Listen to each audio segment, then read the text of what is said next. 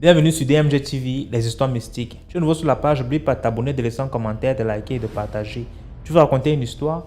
Il y a un numéro à l'écran là sur le plus 237 655 81 90 17. Envoie ton histoire et on va jouer ici sur YouTube, Facebook et TikTok. On poste tous les jours sur YouTube à 12h00. La chaîne YouTube c'est DMG TV. Et la deuxième chaîne YouTube c'est DMG TV, histoire mystique exclusive, où on poste tous les 15h00 heure du Cameroun des histoires exclusives. Voilà, je vous invite à vous abonner partout, Facebook, YouTube, TikTok pour nous suivre. Et voilà, on fait le direct tous les mercredis et vendredis à 20h00 sur TikTok qui est toujours DMG TV. Écoutez attentivement s'il vous plaît. Laissez des likes, commentez, partagez. Je sais, j'ai fait la même introduction tout le temps, oui, mais c'est ça. Laissez des likes, partagez, commentez. Ce qu'on fait, c'est pour sensibiliser. Ça ne coûte rien de nous donner un peu de force avec juste un like. Voilà, merci beaucoup. Écoutons la première histoire. Salut DMG, salut à toute la grande famille DMG, j'espère que vous allez tous bien par la grâce de Dieu. Alors abonnez-vous, likez et partagez massivement. J'ai une histoire à raconter ici, c'est mon papa qui a vécu l'histoire il y a de cela 4 ou 5 ans si je ne me trompe pas. Il marchait avec un monsieur handicapé qui était malheureusement décédé quelques temps après l'avoir amputé parce qu'il avait eu un accident. Et voilà. Les obsèques sont bien passées, tout s'est bien passé, on l'a enterré. Voilà, la vie a continué son cours. Un jour, mon papa se couche aux environs de 20h. Et vers minuit, il y a un de ses oncles qui vient du village, le petit frère de sa maman. Et là, mon papa se réveille pour l'accueillir, tout ça là. C'est vrai qu'il est venu tard, vous savez. Nos grands-pères, papas africains qui sont au village là, eux, ils ne connaissent pas trop respecter que ok, c'est la maison de mon fils, il a grandi, tout ça. Ils le voient toujours comme un enfant. Bon, bref, mon papa s'est réveillé, il a reçu, il a essayé de chauffer la nourriture parce que maman était très fatiguée. Il a essayé de chauffer la nourriture, il a mangé, ils ont commencé à causer parce que c'est quelqu'un qui aime trop causer. Lui, quand il vient à la maison là, vraiment, il va commencer à te raconter de ses problèmes. Même, tu ne t'es même pas encore né, on te raconte les problèmes. Tu ne t'es même pas encore né, on te raconte les trucs. Bref, ils ont commencé à causer. Voilà que, voilà, aux environs de 2 heures, mon papa décide d'aller se coucher. Mon oncle aussi, mon grand-père, voilà, je vais dire mon grand-père, va aussi se coucher. Parce que dans la culture africaine, l'oncle de ton père, c'est ton grand-père. On va prendre ça comme ça. Donc mon papa se couche, mon grand-père aussi se couche.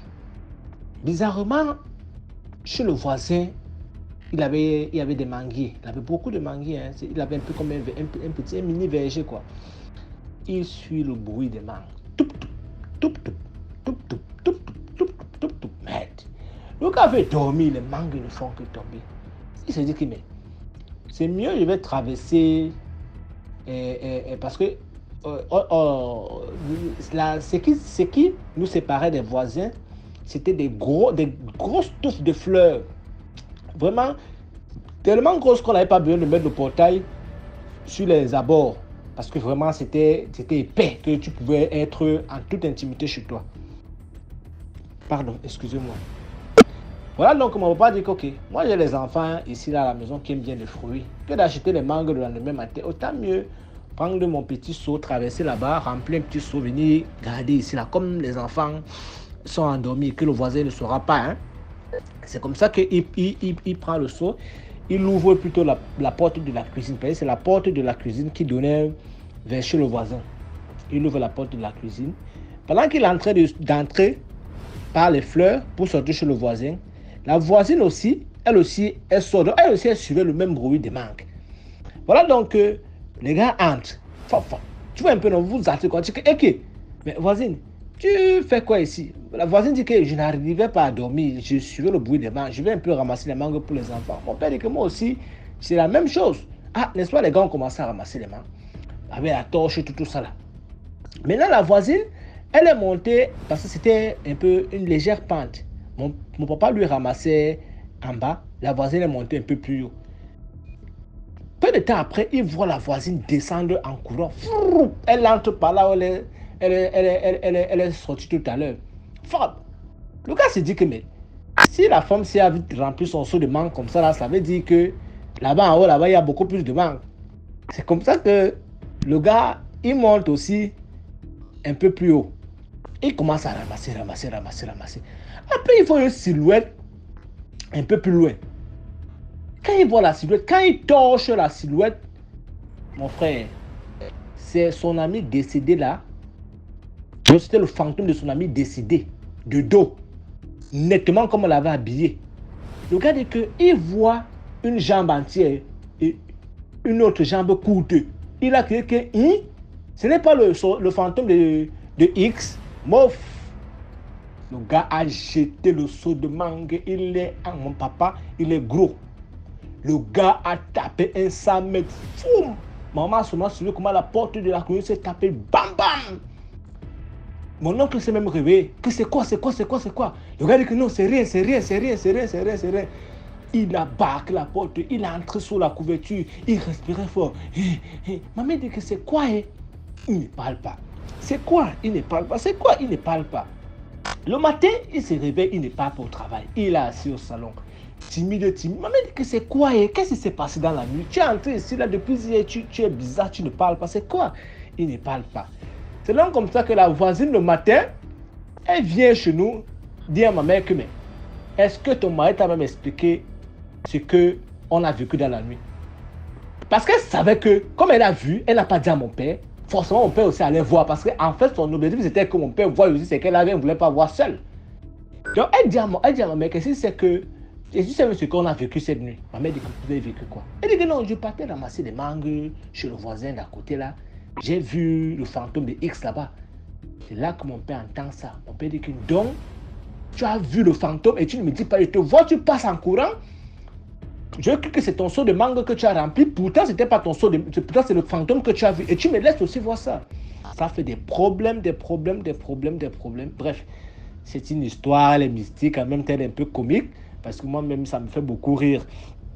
Du coup, la moralité de l'histoire ici, c'est que vraiment, que chacun se contente des fruits qu'il a chez lui. Quand quelqu'un crée son petit verger, s'il est gentil le matin, il peut taper, dire que le voisin, à cause de nos relations de bon voisinage, voilà quelques mangues, voilà quelques prunes, voilà quelques oranges.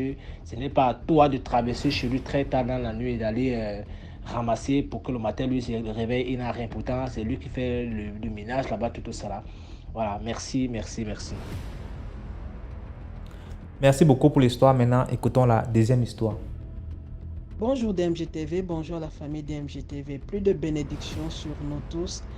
Salutations respectueuses aux initiés, à tous ceux qui racontent, qui partagent, qui like. Vraiment salutations respectueuses à tout le monde. Donc la famille, ce que je vais vous raconter aujourd'hui, c'est une histoire qui a été racontée par une Kenyane. Et en fait, elle, fille de la barrière, comme on le dit généralement, elle a fait toutes ses études à l'internat. Et après être sortie de là, elle trouve du boulot en Nairobi. Là, en Nairobi, elle trouve un groupe de filles, de jeunes femmes en fait, des jeunes femmes super belles là. Vous connaissez les femmes kenyanes là, une petite taille et le paquet là et tout. Donc, très très belles filles. Et elles avaient été véhiculées, elles avaient de beaux apparts et tout. Et plus ces filles-là deviennent ses bad complices, non, elles entrent dans le groupe, on l'accepte dans le groupe parce qu'elle aussi, elle est super belle.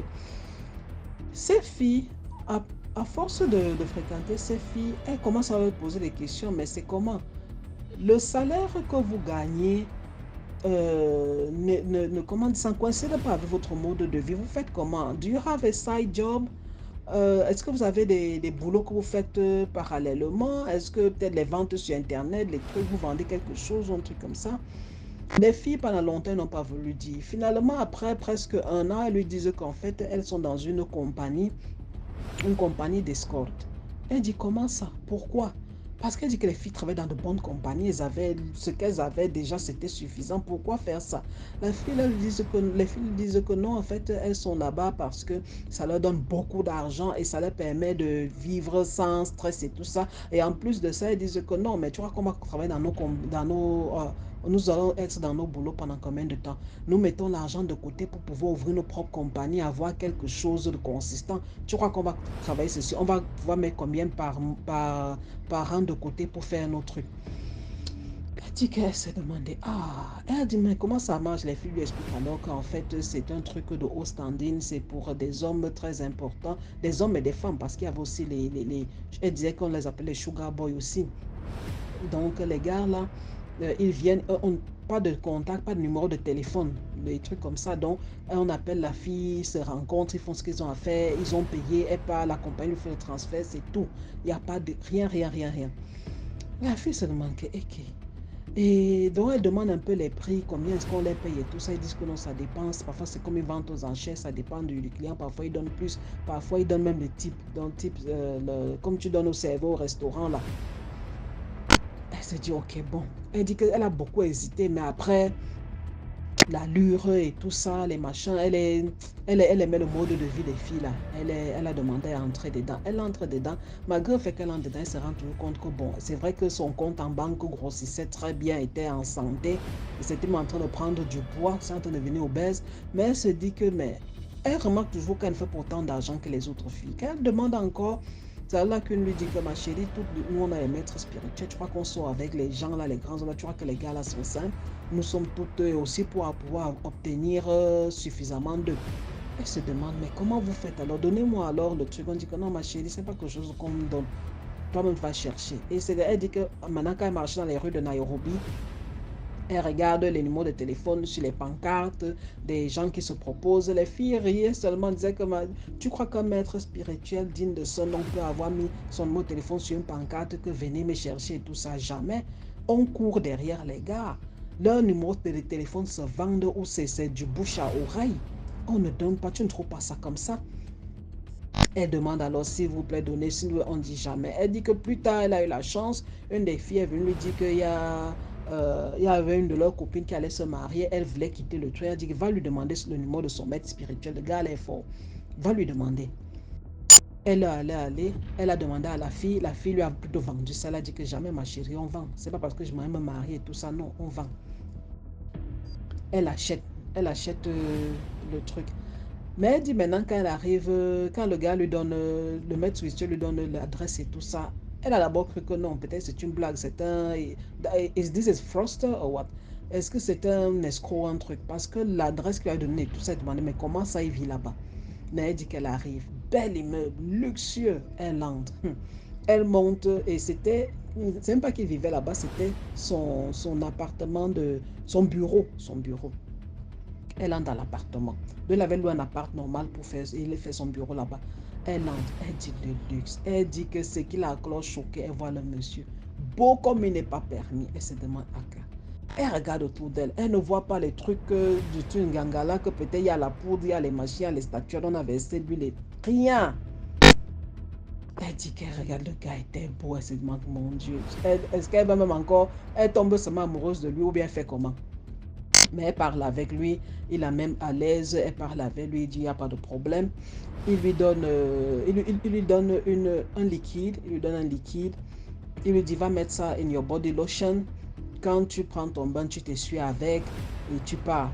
Et quelle que soit la somme que tu vas demander au monsieur, il va te donner. Elle se dit juste ça. Maintenant, elle veut de même payer. Elle dit que, ok, maintenant ça coûte combien? Elle dit que non, non, non. Va d'abord, tu pars, tu essayes. Ça marche, après tu viens, alors je vais te dire comment on va procéder. Elle part, elle essaye. Mamie, le gars, elle dit qu'elle n'aime pas pourquoi elle n'a pas demandé une grosse somme parce que la personne avec qui elle était pouvait lui donner même plus que ça 10 fois. Elle a demandé, ce qu'elle a demandé, le gars a donné, elle a dit, hey. Et elle dit alors que c'est comme ça que les téléphones, les mots téléphones, les gens appelaient, donc les gens la bouquaient, non? Donc on appelait, est-ce qu'on peut voir telle personne, est-ce que je peux avoir telle personne pour le week-end? En plus, elle était aussi nouvelle, je crois. Et c'est ainsi qu'elle travaillait, par le revoir l'autre monsieur. Elle allait tout le temps le voir. Je crois qu'elle était amoureuse du gars aussi. Elle allait tout le temps le voir. Ah, est-ce que si je fais ceci, est-ce que. Un jour alors, il lui demande que, mais pourquoi tu ne veux pas avoir un sponsor? Elle dit que comment c'est un sponsor? Elle dit que non, parmi les gars là, tu choisis un qui sera ton sponsor. Et elle dit comment ça se passe. Il dit que tu prends un morceau de viande. Non, il lui a d'abord donné une lotion. Il lui a donné une lotion. Il a dit que tu vas partir, tu achètes au marché un morceau de viande. Tu mets là-bas en bas, dans les lieux secrets de la femme. Tu mets là-bas, tu dors avec. Le lendemain, tu retires.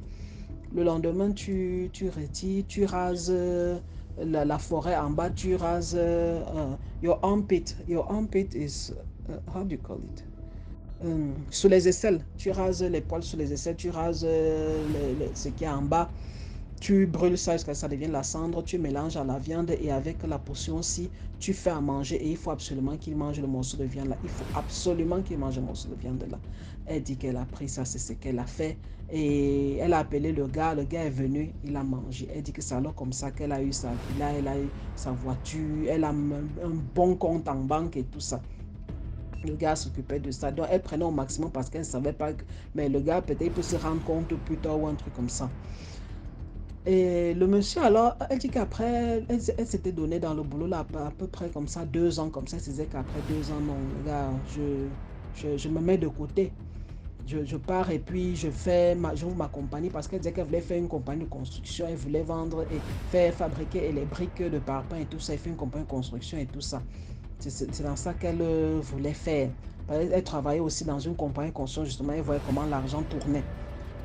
Et elle voulait après se lancer dans... Elle avait acheté beaucoup de terrain, elle voulait aussi se lancer dans construire des immeubles et tout et mettre à louer. Et donc les appartements et les trucs de bureau, office store.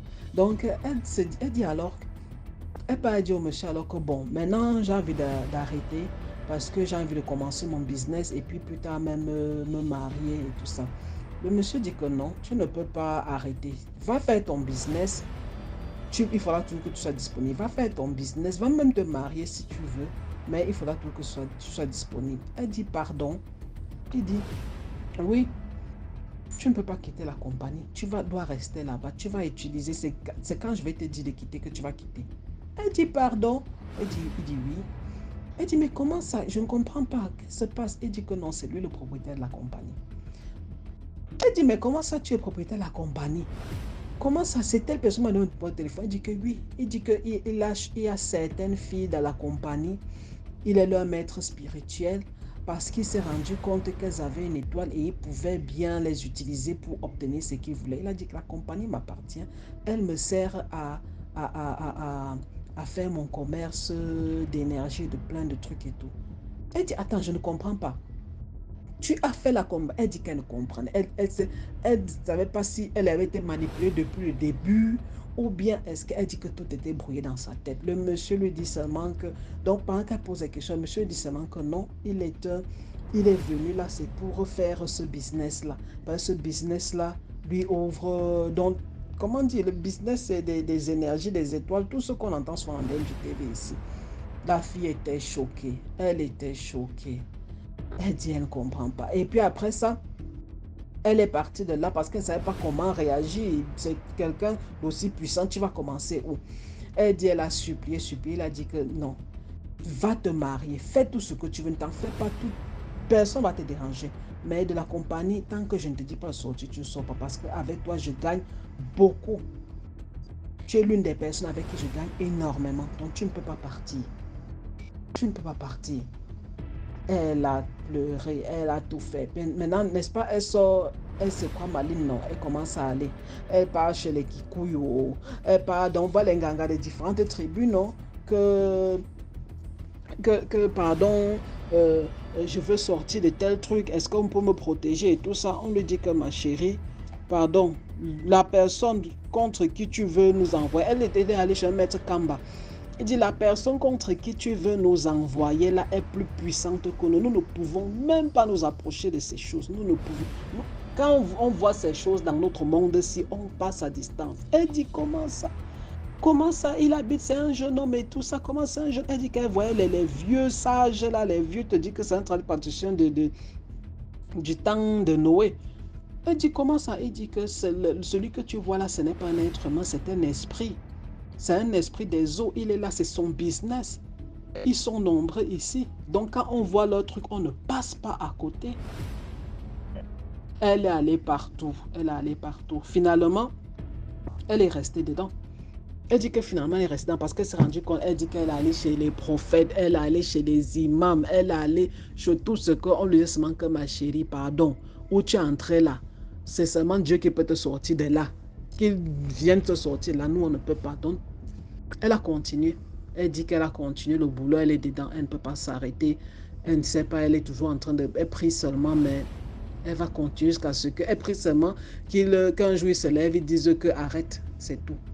Ok la famille, passez une bonne journée et dis-nous ce que vous pensez en commentaire parce que je ne sais même pas. Moi j'aime souvent dire ce que je pense, mais là, je ne sais pas quoi dire. Je ne peux même pas parler sur la fille là. Pardon, bye. Merci beaucoup pour l'histoire. Maintenant, écoutons la troisième histoire. Salut DMG, salut à toute la grande famille DMG, j'espère que vous allez tous bien par la grâce de Dieu. Alors abonnez-vous, likez et partagez. DMG, je viens ici avec une histoire d'autre mystique qui a commencé quand on était tout petit et qui perdure jusqu'à aujourd'hui. Alors, rappelons ici que moi j'ai grandi dans un quartier de Douala 3e, un quartier où il y a de la pure sorcellerie, mon frère. Il dit c'est un quartier que si tu n'es pas prêt spirituellement, ne t'hasarde pas à aller vivre là-bas. Parce que le degré de sorcellerie qu'il y a là-bas, non. Ils ont gaspillé toute la jeunesse, même les nouveaux. Ils ont gaspillé toute la jeunesse. Il dit, toute la jeunesse, ils ont gaspillé. La seule façon pour s'en sortir dans ce quartier-là, c'est de le quitter. Mais si tu es là-bas, là, mon frère, il faut seulement que c'est Jésus lui-même qui vienne te visiter. Il te couvre de son onction. Si ce n'est pas ça, mon frère, va même m'appeler quel genre de prêtre. Tu ne peux pas. Les gars sont forts. Mystiquement, non, papa, laisse. Tu ne peux pas. Donc, il y a un clan de sorcellerie là-bas. On les connaît tous. Hein. Ils sont en train de mourir petit à petit, là, mais on les connaît tous. Nous, depuis tout petit, on sait que ce sont des sorciers. Jusqu'à présent, ils vivent toujours. On les connaît.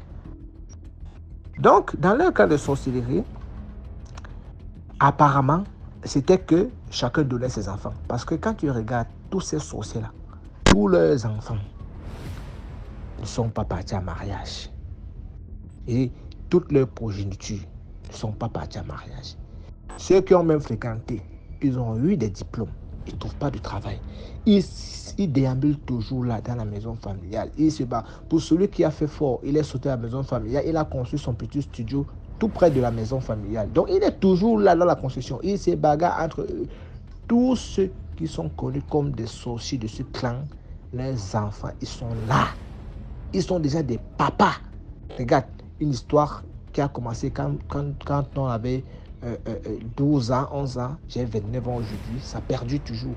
Imagine-toi à l'époque là, nous on avait les 12, 11 ans, certains de ces enfants avaient déjà les 22 ans, 23 ans, tu peux t'imaginer quel âge ils ont dû, mais beaucoup sont tous dans la maison familiale. Alors, il y a une maman, parce que moi je dis que les sorciers sont des gens qui aiment trop tester Dieu. Ah, ce sont les gens que quand il fait sa sorcellerie là, dans son coin, non, il n'est pas bien, il veut l'adrénaline. Du coup, un jour, nous, on est en train de servir à l'église parce que moi, j'étais enfant de cœur à l'époque. Et je me rappelle toujours, c'est le curé Chwanga, hein, le curé Chwanga qui faisait la messe ce jour. C'était un dimanche.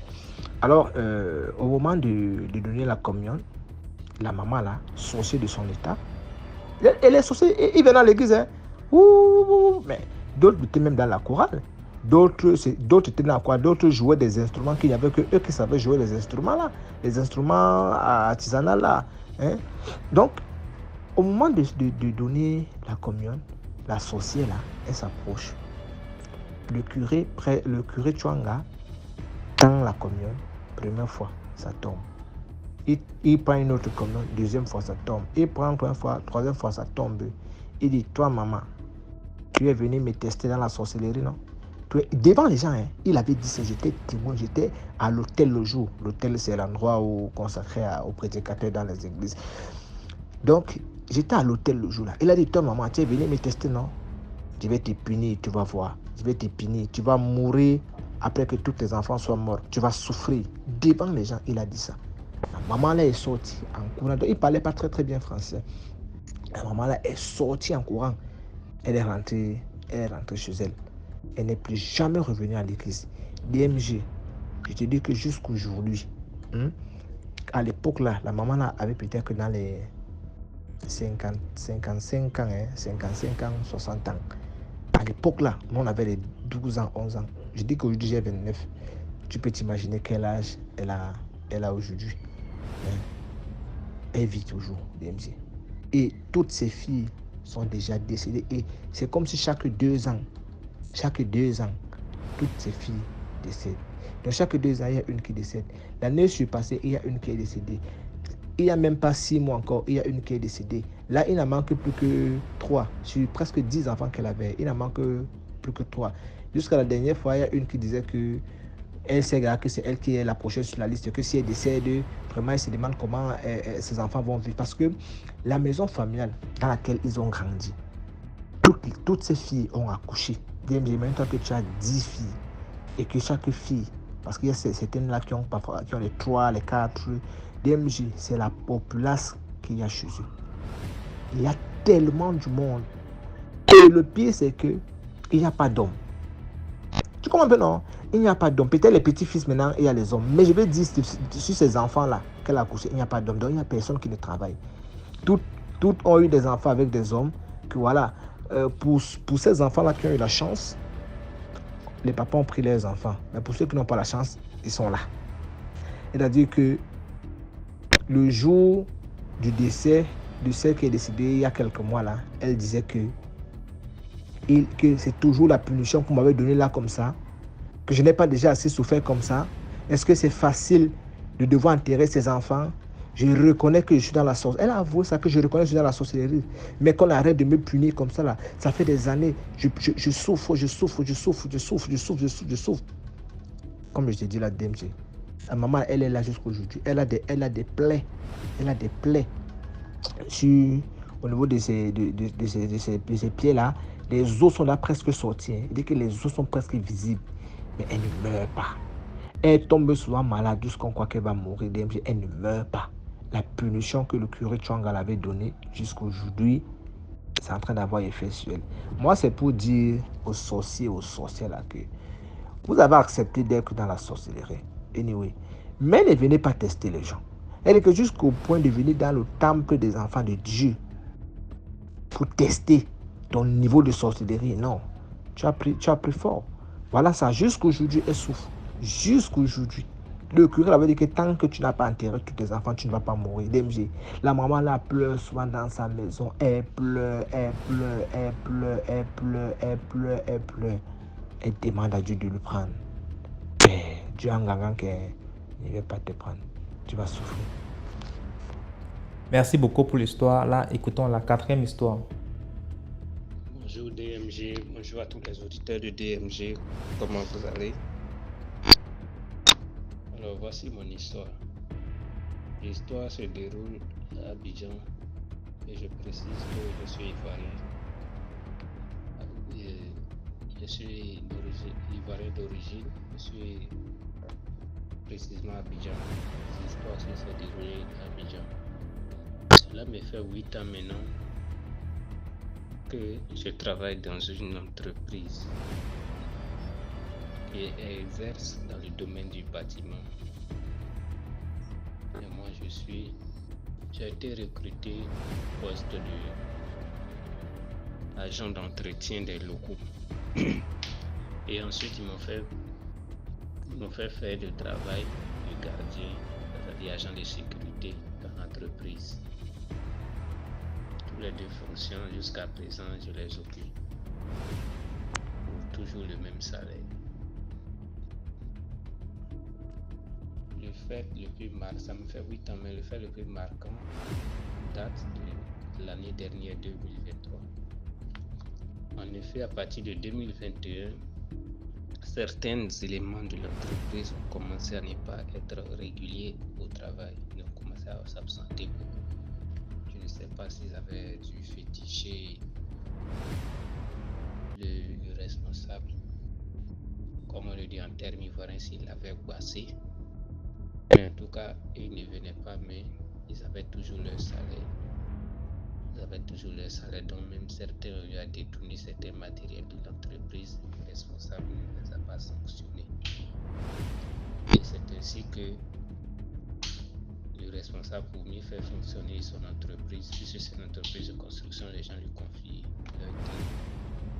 Il doit construire des maisons étant dans le besoin, à un moment donné, il m'a fait appel. Il m'a fait savoir que puisque ça fait longtemps que je suis dans l'entreprise et que au bureau, c'est moi qui fais la sécurité. Parfois, on vient déposer du matériel, ça peut durer 3 ans, 4 ans avant qu'ils viennent chercher. Donc, il estimait qu'il avait déjà une certaine confiance en moi. Et c'est ainsi qu'il m'a appelé et a commencé à gérer certaines de ses courses. Parfois, il me donnait de l'argent, je vais payer du matériel à la quincaillerie et je le dépose sur le chantier. Parfois même, il paye le matériel, je vais juste le récupérer et je le dépose sur le chantier. Parfois, il prend le matériel à crédit.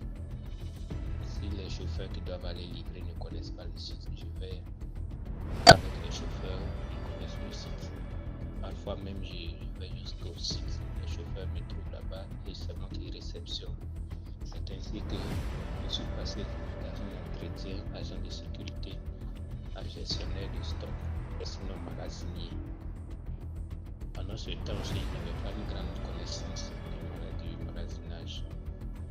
Mais par contre, dans le passé, j'ai eu à travailler avec un monsieur qui était magasinier. Donc, c'est auprès de lui que j'ai appris comment récupérer du matériel, comment enregistrer le matériel et comment le stocker. En un mot, la réception du matériel.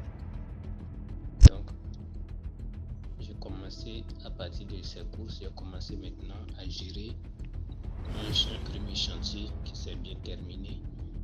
Actuellement même la personne habite dans sa maison qui est devenue villa duplex 5 étoiles et je gère et j'ai pris avant même la fin du premier chantier, ils m'ont confié encore un deuxième chantier. Toujours c'est les mêmes histoires car le deuxième chantier, lorsque le propriétaire, c'était un immeuble, c'était un chantier dans le quartier de la Palmeraie parce que le premier chantier lui se trouvait quelque part à Bergerville.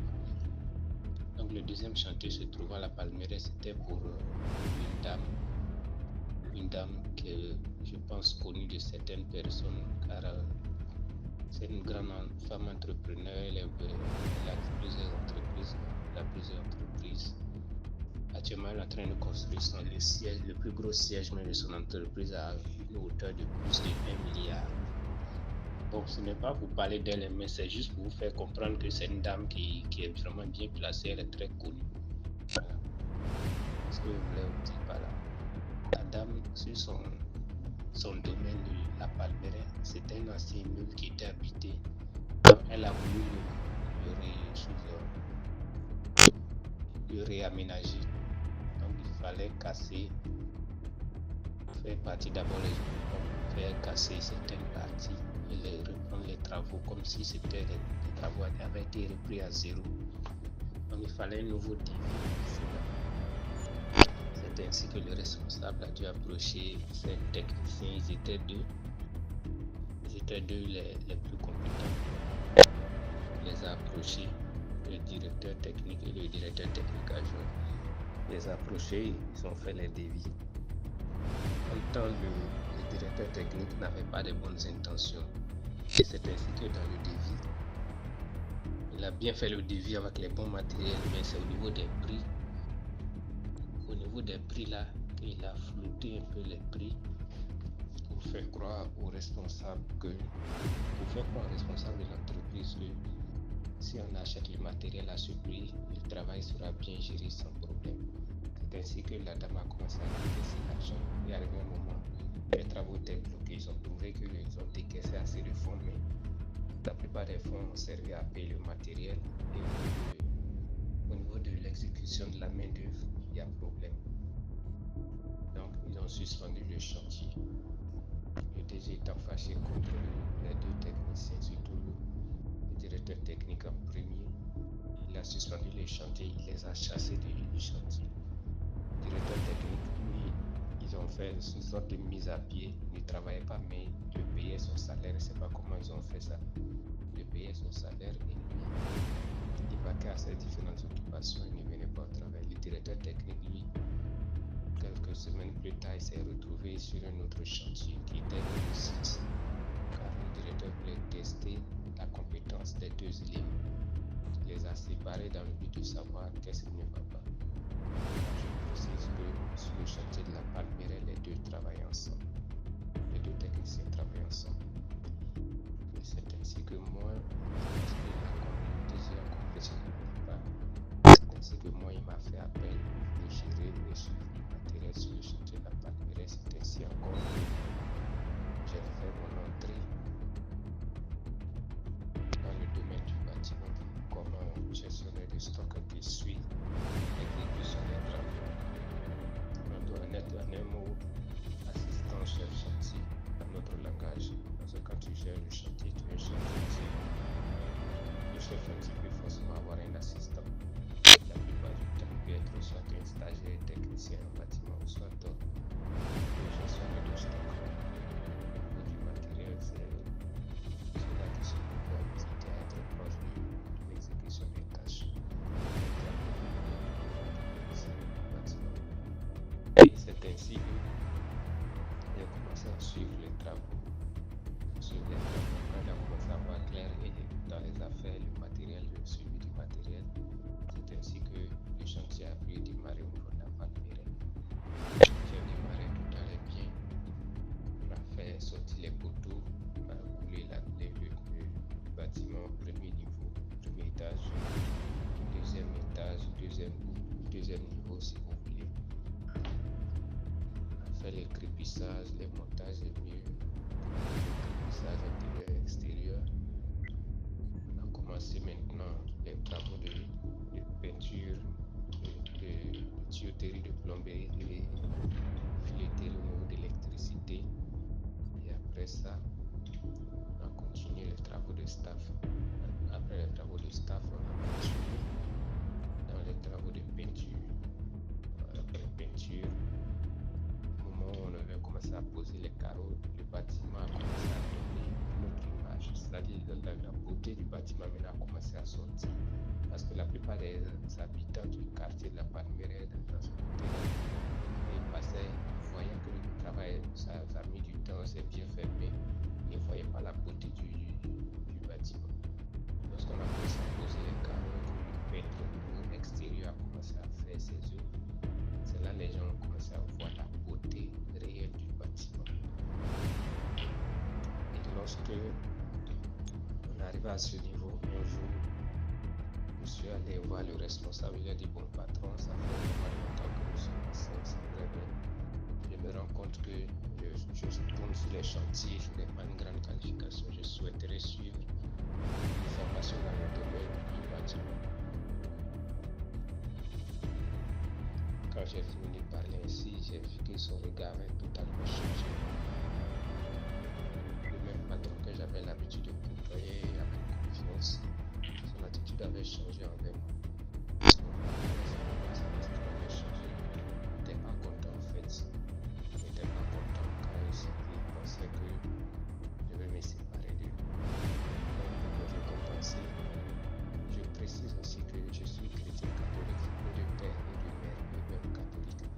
Je précise que mon patron, lui, sont évangéliques. Dans l'entreprise, la plupart des près de 90% des travailleurs sont chrétiens évangéliques. Donc il y a une sorte de guerre de faïence entre eux et moi.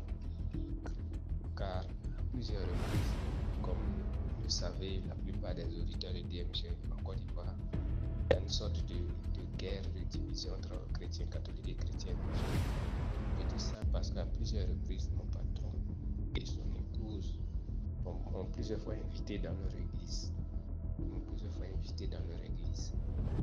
Évangélique, dans l'option que moi j'abandonne ma foi catholique au profit de leur foi évangélique.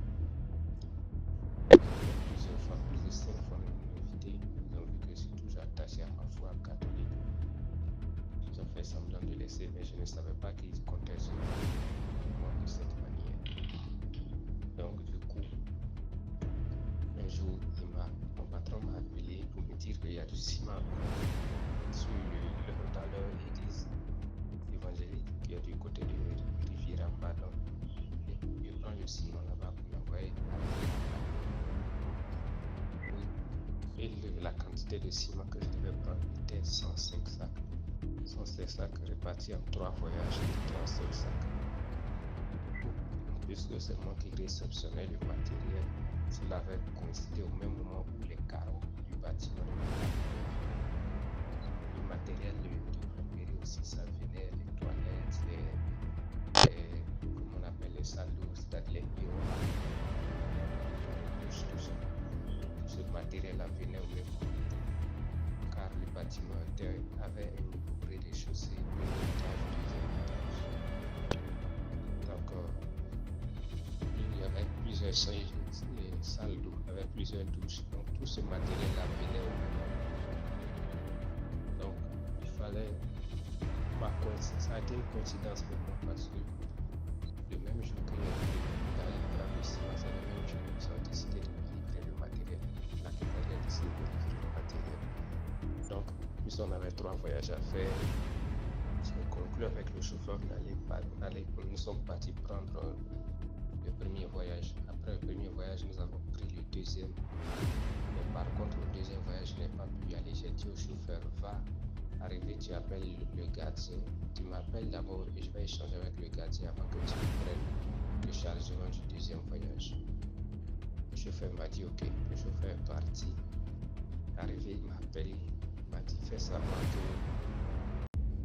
le gardien n'est pas là. Moi, je n'étais au courant de rien, donc j'ai dû l'appeler. J'ai dû appeler le gardien. Le gardien aussi me fait savoir que il s'est absenté, mais par contre, il a mis quelqu'un pour le représenter. Que sans doute son représentant a dû sortir, il va l'appeler. Au bout de quelques 5 minutes, le chauffeur m'appelle à nouveau. Le chauffeur m'appelle à nouveau, me dit que un jeune qui est là, il demande à me parler. J'ai pris le téléphone et échangé avec le jeune. Il m'a dit que le jeune me fait savoir que le gardien s'est absenté, mais par contre c'est lui qui le représente. Et donc, il va exécuter ce que son supérieur lui a fait comprendre. Il a dit, bon, on était là, on a pris 35 sacs de ciment, on a un total de 105 sacs. On a pris 35 sacs et je vais prendre 35 encore. Puisque moi-même je ne suis pas là, il n'a qu'à donner 35 sacs au chauffeur et il compte. Il m'a dit, ok. J'ai dit au chauffeur que le monsieur va passer le chauffeur. J'ai dit au chauffeur que le monsieur va te donner 35 sacs de ciment. Donc tu me ramènes ça sur le chantier comme au premier voyage. Le chauffeur m'a dit ok. Ma grande surprise, le chauffeur arrive sur le chantier. Excusez-moi. Ma grande surprise, le chauffeur arrive sur le chantier de la Palmyre avec 39 sacs. Il a dit mais tu t'es demandé 39 sacs et 35 sacs, tu m'envoies 29 sacs. Pourquoi? Il me dit que quand il est chargé, il ne peut pas compter. Dès qu'ils ont appris le chargement atteint un certain niveau, ils ont démarré la voiture. Il lui a dit mais avant de démarrer sur le monsieur a compté. Il m'a dit non. Il dit mais pourquoi? Il dit non, que le monsieur les a demandé de partir. Il a appelé le monsieur de venir compter. Le monsieur a refusé de venir compter. Le monsieur les a demandé de partir. C'est ainsi que lui aussi il veut gagner du temps pour finir vite mes courses et il va vaquer à la occupation. C'est ainsi que le chauffeur lui s'est contenté de démarrer et venir me livrer. Il a dit bon, décharge les 29 sacs, on va aller régler ça. Nous sommes arrivés. Après déchargement, nous sommes partis et arrivés sur le terrain de l'église de la rivière en bas, donc l'église évangélique. Donc je ne vais pas citer précisément de quelle église il s'agit. J'ai d'abord demandé au monsieur s'il connaît le chauffeur. Il m'a dit oui, le chauffeur était là tout à l'heure. Ok. C'est moi qui ai échangé avec vous au sujet des 35 sacs que vous devez lui livrer. Vous avez donné combien de sacs? Le monsieur me fait savoir qu'il n'a pas compté. Il a dit mais le chauffeur m'a envoyé 29 sacs. J'ai dit demandez 35 sacs. Donc ceci étant, d'abord je charge, c'est mon troisième voyage, je là d'abord je charge mes 35 sacs restants et ensuite je prendrai 6 autres sacs parce qu'il fallait 6 sacs pour compléter le deuxième chargement à 35. Donc au total ça me fait 41 sacs que je dois charger. Pour Par contre, lorsque on faisait les calculs, il était prévu que au premier voyage, il était prévu que s'il venait de récupérer les 105 sacs, il devait rester 20 sacs à terre. Pour la totalité des sacs de ciment était de 55 sacs de ciment.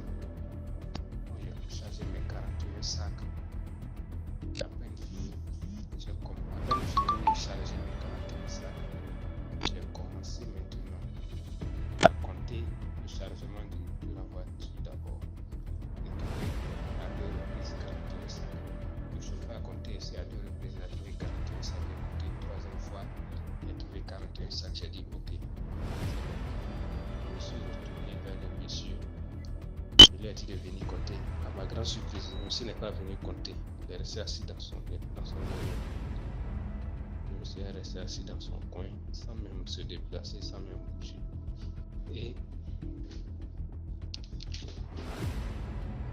Et à ma grande surprise, j'ai compté les sacs restants à terre. Je trouve qu'il y a 14 au lieu de 20. C'est-à-dire qu'il y a toujours 6 sacs manquants. J'ai demandé au monsieur, mais quand le chauffeur est venu, tu lui as donné combien? Il m'a dit qu'il n'a pas compté. Et je lui ai dit que le chauffeur est venu, il m'a donné 29 sacs le deuxième voyage. Donc, du coup, c'est comme vous avez 6 sacs manquants, il reste 14 sacs à terre. C'est pas comme, je lui ai dit, je ne sais pas comment vous allez gérer ça, mais moi, je prends mon effectif, je m'en vais. Il a appelé son patron, vous savez, le gardien qui était là au premier rendez-vous. Et il lui a expliqué le problème. Du coup, le gardien m'a appelé, il a dit, mais moi, je vous ai bien dit que j'avais une mission accomplie. Si vous avez manqué, je pense que le défaut vient de vous. Parce que l'élément que tu as mis là, on n'a pas fait le rang, on n'a pas fait le compte rendu de combien de sacs il a donné au chauffeur. Le chauffeur, il est venu me livrer 29 sacs au lieu de 35. Donc, je considère que l'erreur vient de votre élément. Il faut que votre élément vous me dise clairement combien de sacs il a donné au chauffeur, comme ça je saurai quoi faire. Il me dit non, que oui, les gens de l'église ne volent pas, comme c'est comme ça. Il lui a dit c'est pas une question de c'est une question de mettre les points sur les i. On a beau discuter, il est resté sur sa décision sous prétexte que les gens de l'église ne volent pas. S'il était marié, il a informé mon patron. Malheureusement, il était en réunion. Donc, il a vu mon appel, ma question après. Je sais pas, ça, mon patron, avant qu'il m'appelle, il pense que les gens de l'église ont dû l'appeler. Parce que les gens de l'église ont dû l'appeler. J'ai fait quelques années avec lui et son attitude. C'est ce que les gens de l'église avaient appelé. Parce que lorsque mon patron m'a appelé, il m'a demandé qu'est-ce qui s'est passé à l'église. Donc, ce qui veut dire que forcément, en posant cette question, il était au courant, ça était informé déjà de quelque chose. C'est ainsi que j'ai expliqué l'histoire à mon patron. Il dit que après le premier voyage qui était de 35 sacs, le deuxième voyage, il s'est trouvé que j'étais coincé avec le matériel de plomberie qui venait d'arriver. Donc je ne pouvais pas me diviser en deux parties. C'était ce qui fait partie du chauffeur. Le temps qu'on va finir de décharger. Et j'ai dit au gardien, donc on a donné 35 sacs au chauffeur. Le chauffeur, à ma grande surprise, vient me livrer 29 sacs. Donc du coup, jusqu'à présent, ils ne m'ont pas dit combien de sacs ils ont donné au chauffeur de 1 et de 2. Ils n'ont même pas pris le soin de compter le nombre de sacs de ciment qui étaient restés. C'est moi qui ai compté, je leur ai fait le point. À ma grande surprise, mon patron me fait savoir que non, il me dit non, que les gens de l'église ne volent pas. S'il y a manquant, c'est moi, le chauffeur, on a fait. Donc moi, de trouver le ciment pour aller lui livrer. J'ai tapé 4 jours, il ne réagissait pas. Et chaque jour, mon patron me faisait qu'il m'appelait, va livrer le ciment, va livrer le ciment. Le 5e jour, j'ai trouvé ça emmerdant. Donc j'ai pris de l'argent avec moi-même. J'ai cherché du ciment à hauteur de 6 sacs. Ils sont partis livrer. J'ai payé même le transport du chauffeur. Le chauffeur dit mais c'est pas normal. Il dit non, il faut rester. Il faut la partie de Dieu. C'est un sacrifice que je dois faire. Donc je l'ai fait. Et à ma grande surprise, quand j'ai fini de livrer le ciment, dans les... Au bout d'une heure après, il a débarqué sur le chantier, il me fait savoir que je suis un voleur, etc., etc. Il raconte des histoires qui n'ont ni tête ni queue. Devant même, sur le chantier de la Palmyre, il y avait sur le chantier de la Palmyre, il y avait un monsieur qui était gardien, un vieux mec, il a plus de 70 ans. Devant le monsieur, il a pris le monsieur comme à témoin sous prétexte que je suis un voleur, malgré près de 10 ans passés avec lui, je suis un voleur. Il n'a donné ni tête ni queue dans son explication, il n'a même pas précisé combien de sacs les gens de l'église ont dit qu'ils ont donné au chauffeur pour lui livrer. Il n'a pas précisé ça dans son explication, mais qu'il me relève de mes fonctions, c'est plus ses courses. Il ne va plus me confier quoi que ce soit. Moi, si ça m'a énervé, j'ai coupé tout parce qu'il me faisait c'était du chantage. Que je puisse lui dire, ah patron, pardon, j'ai pris le ciment là parce qu'il y avait tel c'est qu'il attendait de moi. Moi, je sais que du fond de mon cœur, dans ma foi catholique, je n'avais pas fait ça. Je n'avais pas agi ainsi, donc je ne peux pas aller à l'encontre de ma volonté, je ne peux pas aller à l'encontre de la volonté de Dieu dans ma vie. Je ne peux pas aussi aller à l'encontre de mes principes, des réalités de la vie aussi. Donc je suis resté sur ma décision sans lui expliquer quoi que ce soit, sans lui faire comprendre une quelconque raison. Donc du coup, le lendemain, quand il m'a fait savoir que je suis renvoyé du chantier, et par contre, comme lui, il est généreux, il est charitable en tant que chrétien, il connaît Dieu, il a la crainte de Dieu, il connaît la parole de Dieu, il ne me renvoie pas totalement, il me renvoie seulement du chantier, il me renvoie de ses courses, je dois plus effectuer ses courses. Voici cette tel qui doit gérer ses personnes. Et en citant ces personnes, à ma grande surprise, le même directeur technique qui avait fait les faux calculs avec lui, c'est le même directeur technique qui l'a nommé pour gérer la suivi du chantier, pour continuer le suivi du chantier plutôt. Et il choisit toutes les personnes qui sont amies avec le directeur technique au bureau là-bas. C'est eux qui choisissent comme ses collaborateurs désormais. Je n'ai plus rien à voir. Donc, ça m'a tellement énervé que j'ai préféré me retirer parce que je ne peux pas comprendre. Toi, un intellectuel qui a un niveau master, plus de 5 ans de formation, parce qu'il a eu son master et il allait rentrer à l'INPHP. Après son master, là, il est rentré à l'INPHP.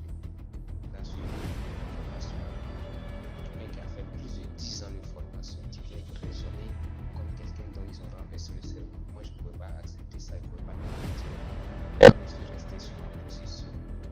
Et 2 à 3 jours après ce renvoi, parce que le lendemain de ce renvoi, je suis retourné sur le chantier.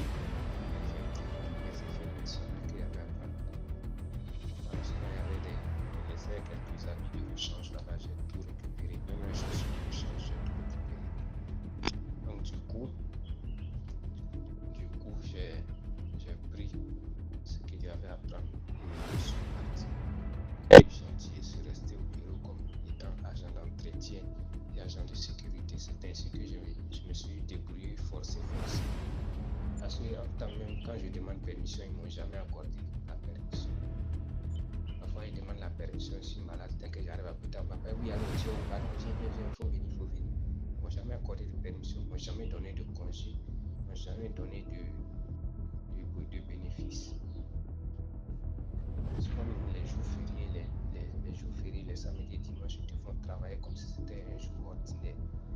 Et pendant même tous ces 8 ans de service, ils ne m'ont jamais fait une augmentation de salaire, ils ne m'ont jamais embauché, ils ne m'ont jamais donné une carte d'assurance. C'est-à-dire que je n'ai bénéficié d'aucune assurance. Malgré tout ce temps, j'ai passé à courir à faire ceci, cela pour lui. Il ne m'a rien donné comme bénéfice. Et à ma grande surprise, 3 à 4 jours après que j'ai commencé à exercer au bureau, il a dit à la secrétaire de me dire que moi de d'abord m'envoyer un message, que moi de lui dire clairement combien de tonnes de ciment moi j'ai eu à détourner sur le chantier de la Palmyre. Quand j'ai reçu ce message, j'étais tellement étonné. De mon cœur, dit mais comment de 6 sacs on passe à des tonnes et des tonnes de ciment sans même avoir plus d'informations. Parce que quand il a dit dans le message combien de tonnes et de tonnes de ciment moi j'ai eu à détourner sur le chantier de la Palmyre, il n'a pas donné qui étaient mes complices. Cette information n'a pas dit par quel moyen je prenais le ciment pour le faire sortir. Ce serait donné les tonnes. Et ce moment, j'ai détourné du chantier de la Palmyre. Là, je ne peux pas donner plus d'informations sur ça. Je ne peux pas donner plus d'informations. Parce que c'est en fonction de ces informations que moi, je devais avoir des réponses à lui donner. Moi, je lui ai répondu carrément. Patron, en dehors des 6 sacs de ciment dont vous m'accusez, je n'ai pris aucune quantité de ciment. Aucune quantité de ciment pour faire sortir du chantier de la Palmyre. Et cela, il m'envoie un message encore pour dire, dis-moi la vérité, c'est la seule condition si tu veux continuer à travailler avec moi. Dans mon cœur, avant de lui répondre, dans mon cœur, je dis, mais comment tu vas accuser quelqu'un de vol et tu vas lui faire du chantage? Est-ce que légalement cela se fait? Est-ce que légalement cela se fait? Parce que je ne peux pas comprendre. Tu m'accuses de vol et tu me dis que moi de dire ça car c'est la seule condition. Toi tu fises qu'on puisse faire des affaires ensemble. À ma connaissance, si tu m'accuses de vol, tu me renvoies tout simplement c'est tout. Ou soit je démissionne.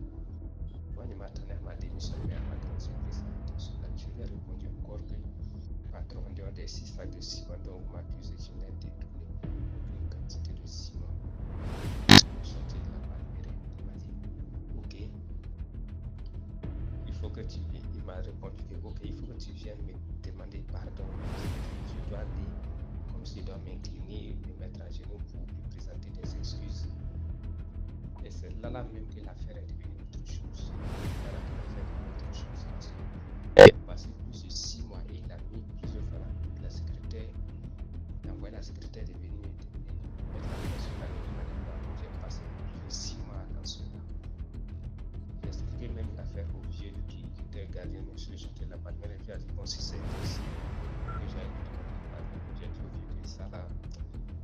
Vraiment, c'est difficile parce que moi je suis issu d'une ethnie du centre-nord du Sud-Afrique. Une ethnie qui est beaucoup proche de Séfoufo, pour ceux qui connaissent bien la Côte d'Ivoire. Quand tu es accusé de quelque chose et que tu as vraiment fait, il y a une procédure pour ça. Mais quand tu as accusé à tort de quelque chose que tu n'as pas fait, c'est pas facile que tu vas te livrer facilement et demander pardon. Il n'est pas de ça, se fait pas. Mais ça ne sera pas facile. Ce sera pas facile. Je suis resté campé sur la position de 6 mois avant d'aller demander pardon. Et dans cette procédure, j'avais une épouse qui était ici. Je suis allé, je lui ai soumis le problème à ma grande surprise. Mon cousin m'a posé certaines questions, à savoir d'abord, est-ce que depuis lors, quelle est cette affaire ici m'a déclenché jusqu'à l'instant je viens de l'expliquer. Est-ce que de l'église, on lui a fait le rapport pour donner leur point de vue sur les quantités de ciment qui ont été données pour charger dans le véhicule. J'ai dit, mais à ma grande connaissance, jusqu'à présent, non, je n'ai rien reçu. Mon cousin me fait savoir, est-ce que réellement j'ai fait sortir une quantité de ciment en dehors des 6 sacs dont il m'accuse sur le chantier de la Palmyre? Et est-ce que j'ai des complices et qui sont mes complices? Comme ça, il va ouvrir un dossier juridique pour mieux me défendre. Je lui ai dit qu'à ma connaissance, je ne connais rien de tout ça qui est dans le thème. Il m'a dit ok, donc dans ce cas, va lui demander pardon et laisse tomber. J'ai dit ok, monsieur. Avant, j'ai traîné encore, j'allais voir le curé de ma paroisse. Je lui ai soumis le problème. Le curé aussi m'a posé les mêmes questions que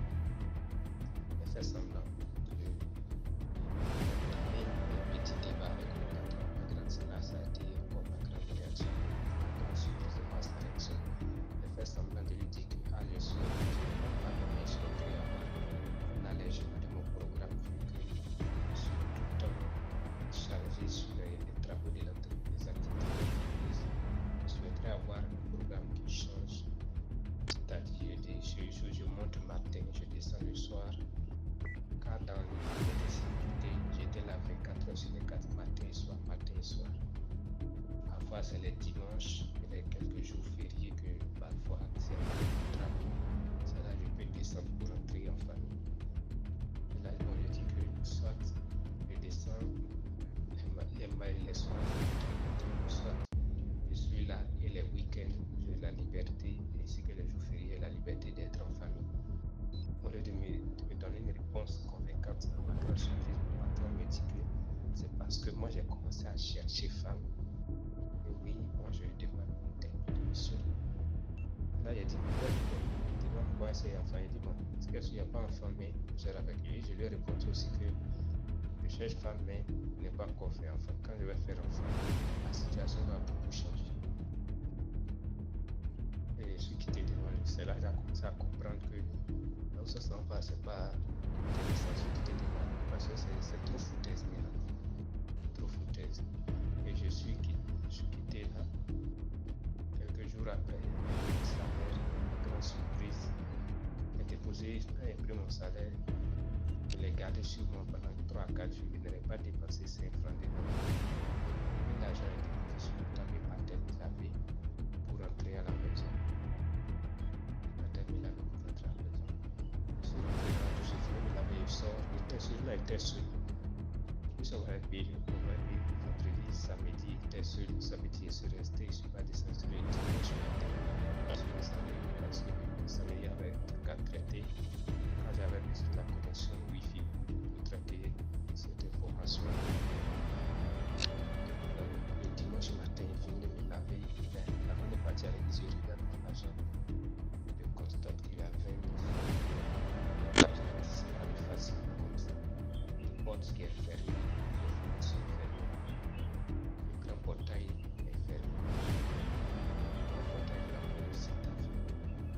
On a 20 000 francs facilement disparu dans le jour. Et c'est ainsi qu'à partir de ce jour jusqu'à présent, la situation est devenue autre chose sur moi.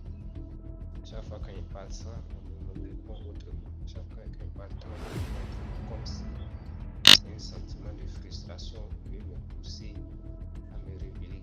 Quand je vais me révéler, on trouvait que oui, je ne suis pas professionnel, je ne suis pas sage dans la tête, je ne suis pas mieux, il faut me renvoyer, c'est ce que je peux faire. C'est la conscience, la méthode. J'ai commencé maintenant à me payer avec des pieds déchirés. J'ai commencé à me payer avec des pieds déchirés. Je peux être souvent 1 ou 2 billets dans mon salaire et quand c'est comme ça, c'est pas facile d'aller changer ça à la banque. Je suis obligé d'aller changer ça à la station. Lorsque c'est un billet de 10 000 pieds déchirés, c'est 2 000 francs de la station enlève dedans. Donc c'est ce que je subis actuellement.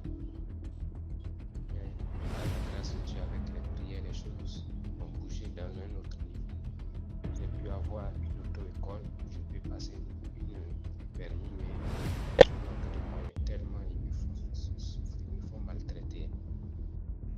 J'ai pu aussi suivre une formation en gestionnaire de stock. J'ai déposé des dossiers un peu partout, mais malheureusement, je n'ai pas de proposition d'emploi.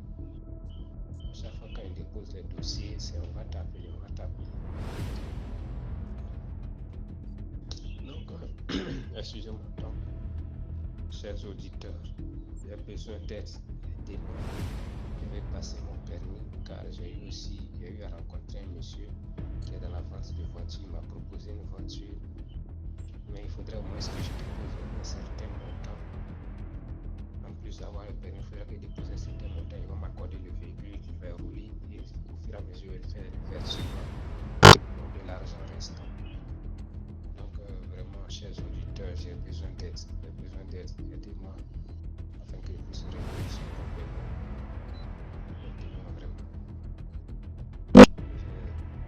J'aimerais vous dire que je compte beaucoup sur votre collaboration parce que, à force de vivre toutes ces choses, à un moment j'avais l'esprit même de me suicider. L'esprit de suicide. Et c'est avec la prière et les accompagnements du Père curé. Parce que je vais parler de cette affaire des pieds déchirés. Et avec ses conseils, ses encouragements et la prière, que l'esprit de suicide est finalement parti. Et lorsque l'esprit suicide est parti, c'est là que j'ai eu cette occasion. Quelques mois après, j'ai eu l'occasion du véhicule d'abord, ensuite l'occasion du permis qui est en cours, dans le truc qu'on est en dessus. Donc vraiment, je ne vais pas laisser passer cette opportunité. J'ai besoin d'aide. Aidez-moi s'il vous plaît. Car le montant total s'élève à environ près de 650 000. Donc je ne sais pas comment les choses vont se passer pour que vous puissiez, mes auditeurs et auditrices de DMG, vraiment aidez-moi s'il vous plaît. Je ne vais pas encore me plonger dans cet esprit de suicide ni d'humiliation que j'ai déjà traversé. Que Dieu vous bénisse. Merci. Merci beaucoup pour l'histoire. Likez, commentez, partagez. Là, on va écouter la 5e histoire. Bonsoir DGMZ TV. Puis je suis revenue encore avec la 2e histoire. Ma 2e histoire consiste à un pêcheur qui partait au niveau de la rivière pour pêcher. Souvent, les pêcheurs partent aller lancer leur filet, laisser là-bas, et puis le lendemain, ils viennent chercher leur filet. Donc, chez où le pêcheur a laissé son filet dans l'eau, et puis rentrer chez lui. Quand il est rentré, la nuit tombée comme ça, il a vu un homme venir toquer la porte. On l'a laissé rentrer. Quand on l'a laissé rentrer, il a demandé à sa femme d'amener un cherche pour l'inviter. La dame a amené une cherche pour le monsieur. Et puis elle a demandé que la dame n'a qu'à prendre son repas, venez, on va manger. La dame a pris le repas, venez les donner. Ils ont mangé. Quand ils ont mangé fini, et puis le monsieur en question s'est levé pour partir. Le pêcheur l'a accompagné dehors. Quand le pêcheur l'a accompagné, il est revenu dire à sa femme, qu'est-ce que tu vois là? Tu vois, l'homme qui était ici, ce n'est pas un homme, c'est un poisson. Si ce n'est pas un homme, c'est un poisson. Il est venu me demander d'aller enlever mon filet pour qu'il puisse partir.